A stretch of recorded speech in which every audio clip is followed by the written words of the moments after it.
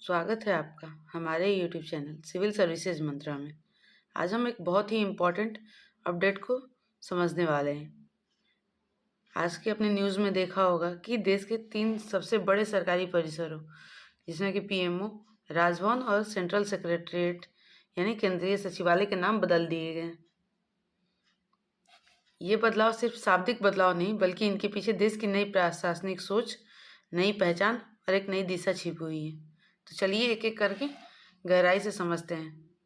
पहला तो ये है कि प्रधानमंत्री कार्यालय यानी पीएमओ को सेवा तीर्थ बना दिया गया है। इसके पीछे सरकार का उद्देश्य है कि पीएमओ को सत्ता के केंद्र नहीं बल्कि जन सेवा का केंद्र माना जाए। यह नाम एक बड़े बदलाव की सोच दिखाता है कि पीएमओ को अब पावर सेंटर नहीं सर्विस सेंटर के रूप में देखा जाएगा। यह संदेश देता है कि प्रशासन जनता की सेवा के लिए है, न कि उस पर अधिकार जताने के लिए।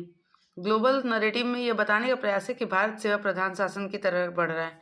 इससे भारत की गवर्नेंस फिलॉसफी का नया मॉडल बनता है, जो कि है पावर टू सर्विस यानी शक्ति से सेवा की ओर बदलाव।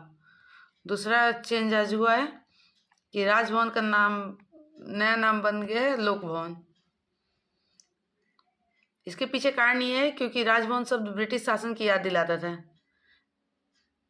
और भारत एक लोकतंत्र है जहां सर्वोच्च शक्ति जनता के पास होती है। इसलिए केंद्रीय सचिवालय का नाम बदल के कर्तव्य भवन के रूप में रख दिया गया, क्योंकि जो सेंट्रल सेक्रेटरीट है ये मंत्रालय और विभागों का प्रमुख कार्यस्थल है। यहाँ नीति, कानून, फैसले और योजनाएं तैयार किए जाते हैं। इसका नाम कर्तव्य भवन इसलिए रखा गया है क्योंकि शासन का मूल आधार है जनता के प्रति कर्तव्य।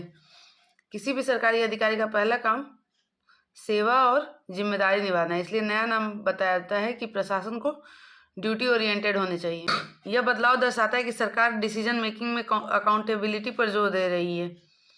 सत्ता और अधिकार से ज़्यादा जिम्मेदारी महत्वपूर्ण है। शासन का हर कदम जनता के कर्तव्य को ध्यान में रखकर उठाया जाए। यह नाम हमें याद दिलाता है कि अधिकार से पहले कर्तव्य आता है। अगर इन तीनों नामों को एक साथ देखते हैं तो एक बहुत स्पष्ट संदेश निकलता है कि सत्ता पहले थी, अब सेवा हो गया। पहले राजशाही था, अब लोकतंत्र हो गया। पहले अधिकार की बात थी, कर्तव्य की हो गई। अब कॉलोनियल थिंकिंग को हटा के इंडियन थिंकिंग का बात चल रहा है क्योंकि सरकार यह दिखाना चाहती है कि नया भारत अपने प्रशासनिक ढांचे को औपनिवेशिक सोच से बाहर निकालकर जनता केंद्रित और सेवा केंद्रित बना रहा है। इस नाम से देश की गवर्नेंस फिलॉसफी में बदलाव आया है।